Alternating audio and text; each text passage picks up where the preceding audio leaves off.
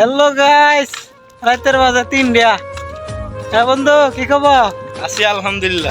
ভালোই বন্ধুরা, এখন রাত 3টা বাজে। সৌদি আরব কাম করে যেতেছি, দেখতেছেন তো লেবাস মানে পোশাক। চেঞ্জ করে ডিউটি চেঞ্জ।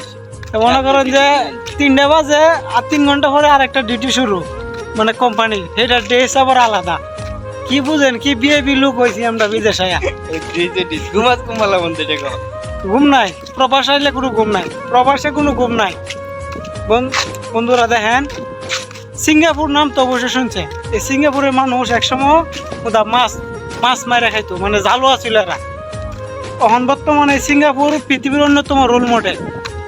আর আমরা বাঙালিরা তাদের থেকে বেশি পরিশ্রম করি, অথচ আমাদের বাংলাদেশে পৃথিবীর প্রায় দেশই চীনে হয়নি দেশ হিসাবে, মানে মিসকিন রাষ্ট্র।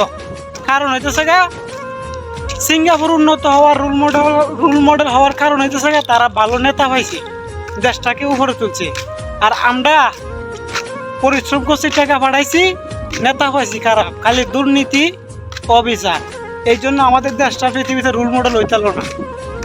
এই যে এখনো দেখেন কি পরিশ্রম করে যাইতাছি, টাকা পয়সা কই পাঠামো, দেশে পাঠামো। নেতা বেতারা খায় সব দূর টাকা পয়সা খায়ালা, দেশ কেমন উন্নত হইব? দিন শেষে সব হয়নি।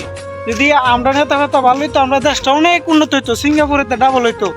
কিন্তু হইতাছে না। সিঙ্গাপুর কি আছে, আমরা বাংলাদেশ তার থেকে অনেক কিছু আছে, কিন্তু দেশটা উন্নত হচ্ছে না একটা কারণেই, আমরা যে নেতা পাই সব ওই বাট্টা, সুর বাট্টা। যদি নেতা ভালো হইতাম, ভালো কিছু করতো, এই সৌদি আরবের মানুষও কইতো যে বাংলাদেশের মানুষ আমার দেশ দিন রাত কাজ করছে, আজকে এই বাংলাদেশ পৃথিবীর অন্যতম রোল মডেল হওয়ার সুযোগ নাই। আমরা সেই ভালো নেতা পাই না। দোয়া করবেন আমাদের জন্য, আমরা অবশ্যই সবসময় দেশের জন্য, পরিবারের জন্য কাজ করে যাবো। দোয়া করবেন।